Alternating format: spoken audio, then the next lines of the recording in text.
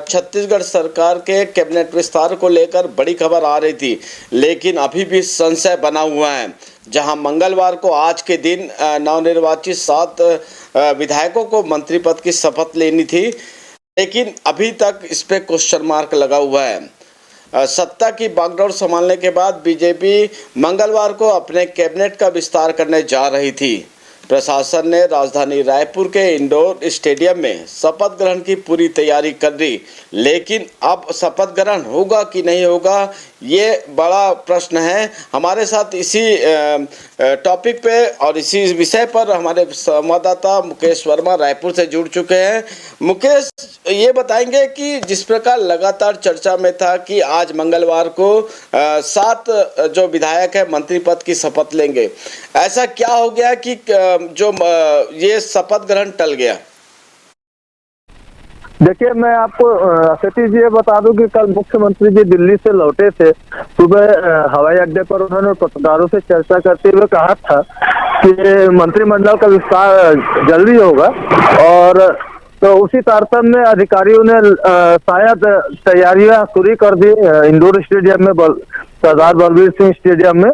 तो उससे मीडिया कर्मियों को ये लगा कि शायद जो शपथ ग्रहण समारोह मंत्रियों का मंत्रिमंडल विस्तार की जो बात चल रही है वो आज शाम को शपथ ग्रहण हो सकता है। लेकिन इस बात पे विराम जब लग गया जब इस बात की जानकारी उप मुख्यमंत्री अरुण साव से हमने जानकारी जाननी चाहे, तो उन्होंने कहा कि अभी ऐसा कोई भी प्रोविजन नहीं है कि कल ही शाम को मुख्यमंत्री जी नए जो मंत्रिमंडल है उनका गठन हो जाएगा। तो इस बात पे पूरी तरह से विराम लग गया है कि मंत्रिमंडल का जो गठन है विधानसभा सत्र जो 21 तारीख को समाप्त होगा उसके बाद ही इनका विस्तार हो पाएगा। जी सर।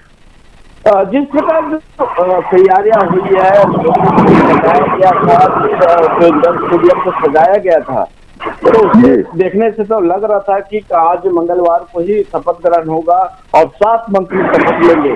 क्या भारतीय जनता पार्टी या जो मुख्यमंत्री शाह है उनका क्या कहना है इस मामले में?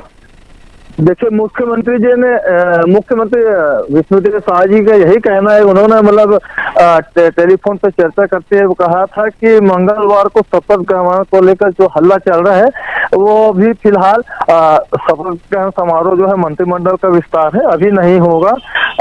आज विधानसभा सत्र का पहला दिन है और 3 दिन तक चलने वाले इस विधानसभा सत्र के बाद ही मंत्रिमंडल का विस्तार होगा और इसके बाद ही उन्हें शपथ इंडोर स्टेडियम में दिलाई जाएगी। तो फिलहाल हम अपने दर्शकों को बता दें कि जो मंत्रिमंडल का गठन था और जो मंत्रियों को शपथ दिलानी थी, जिन विधायकों को मंत्री पद की शपथ दिलानी थी, वो फिलहाल टल चुका है, ये आप कह रहे हैं। आपको बता दें कि जो मुकेश आपसे मैं पूछना चाहूंगा कि वैसे कितने जो 7 मंत्री जो शपथ लेने वाले थे उसमें प्रमुख नाम कौन से थे?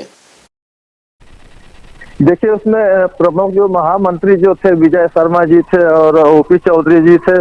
तो ये तीनों महामंत्री में जो है तो वो एक महामंत्री को तो उप मुख्यमंत्री बना दिया गया है। वहीं ओपी चौधरी जी है, इनका जो शिक्षा विभाग संभवतः इनका मंत्रालय शिक्षा विभाग होगा, ऐसा है।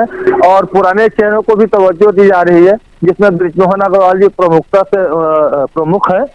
उसके बाद जो केंद्रीय संगठन का निर्णय होगा उस पर ही बाकी लोगों के नाम पे मुहर लगेगी। जी सर। मुख्यमंत्री विष्णुदेव साय ने कहा था कि नए चेहरे और पुराने चेहरों को जगह दी जाएगी। तो नए चेहरों की अगर हम बात करें तो जो नए विधायक बन के आए हैं, तो नए चेहरों में किनका नाम हो सकता है पूरे प्रदेश के? देखिए, इस पर आंकलन करना बहुत मतलब जल्दीबाजी हो जाएगी, या यूं कहना चाहिए कि अपने आप में धोखा देने वाली बात होगी। लेकिन ये यहाँ पर ऐसा है कि जो संगठन ने इनका निर्णय लिया है और ये अभी तक गुप्त ही है, तो ये मंत्रिमंडल का गठन जब होगा तभी इस बात का खुलासा हो पाएगा कि कितने नए चेहरे हैं और उनको किस प्रमुखता के साथ उनको मंत्रालय सौंपा गया है। जी सर। मुकेश, आपसे मैं पूछना चाहूंगा कि चूंकि आज विधानसभा का सत्र है, पहला दिन है, क्या क्या उसमें होना है आज हमारे दर्शकों को विस्तार सकता है? देखिए, सबसे पहले जो है राज्यपाल जो है मुख्यमंत्री पूर्व मुख्यमंत्री डॉक्टर रमन सिंह को अध्यक्ष की आसंदी के लिए उन्हें शपथ दिलाई जाएगी। उसके बाद जो सबसे पहले जो सत्र होगा तो जो दिवंगत नेता है, जो दिवंगत लोग हैं, उनको शोक श्रद्धांजलि दी जाएगी। उसके बाद ही सदन की जो कार्रवाई है वो हो पाएगी। जी, चूंकि कल पूर्व मुख्यमंत्री और डॉक्टर रमन सिंह ने इस्तीफा दे दिया, चूंकि उन्होंने कारण बताया कि संवैधानिक पद पर वो आसीन हो रहे, इसलिए पद से इस्तीफा दे दिया। तो राजनीतिक गलियारों में क्या चर्चा है? देखिए, राजनीतिक गलियारों में विपक्ष भी जो है, चरणदास महंत जो है अभी जो विधानसभा के जो नेता प्रतिपक्ष बने हैं, और पूर्व मुख्यमंत्री भूपेश बघेल जी भी उनके भी यही मंशा रही है कि पूर्व मुख्यमंत्री डॉक्टर रमन सिंह ही अध्यक्ष की आसंदी संभाले। तो वो उसमें कोई विरोधाभास कहीं नजर नहीं आता है। बाकी सभी लोगों की सहमति है कि डॉक्टर रमन सिंह ही अध्यक्ष का पद संभाले। जी मुकेश, कल पूर्व मुख्यमंत्री भूपेश बघेल ने एक बड़ा बयान दिया है कि वो जहां जहां जा रहे, जिन ग्रामीण क्षेत्रों का दौरा कर रहे चुनाव के बाद, चुनाव हारने के बाद, तो उनका कहना था कि सारे जो मतदाता है कांग्रेस को वोट दिए हैं, लेकिन जो जिस प्रकार जो रिजल्ट सामने आए हैं वो चौंकाने वाला है, तो आखिर वोट उनके गए कहाँ? तो इस प्रकार की बातें भूपेश बघेल पूर्व मुख्यमंत्री ने कही है। आप कैसे मानते हैं इसको?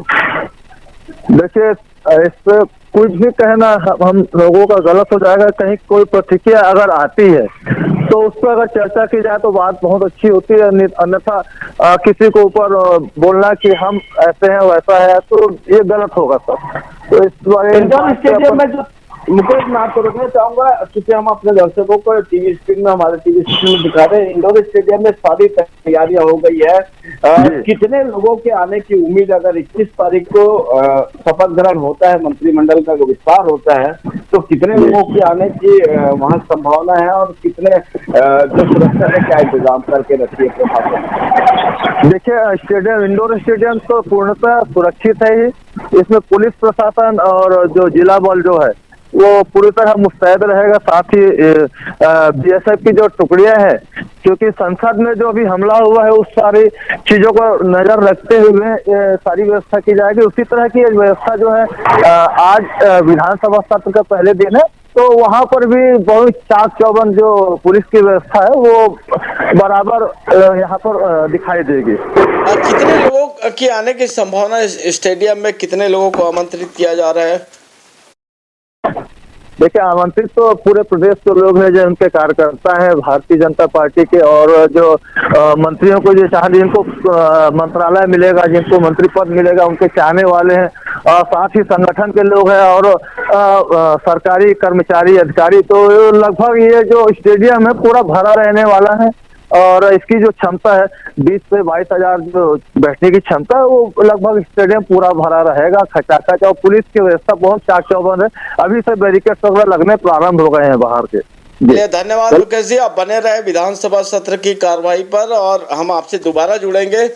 न्यू वीडियोस की अपडेट पाने के लिए सब्सक्राइब करें इंडियन न्यूज को और बेल आइकन को दबाएं। ये है इंदू ब्रॉडकास्टिंग प्राइवेट लिमिटेड और आप देख रहे हैं इंडियन न्यूज, हर पल, हर क्षण, हर सच।